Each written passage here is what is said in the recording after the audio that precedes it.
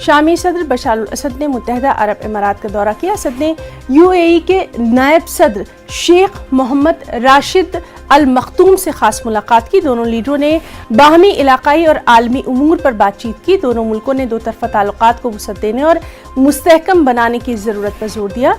2011 के बाद ये असद का पहला गैर मुल्की दौरा था। और अब खबरें कुछ खेल की दुनिया से। All England open badminton championship में मर्दों के सिंगल्स और खवातीन डबल्स मुकाबले में हिंदुस्तानी खिलाड़ियों ने शानदार पेशरफ्त की है।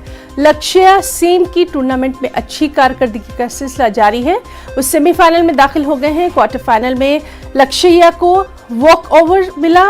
उधर खवातीन के डबल्स मुकाबले में गायत्री गोपीचंद और त्रिशा जॉली ने जनूबी कोरिया की ली और शिन की जोड़ी को 14-21, 22-20 और 21-15 से जेर किया। साथ ही सेमीफाइनल में रसाई हासिल की।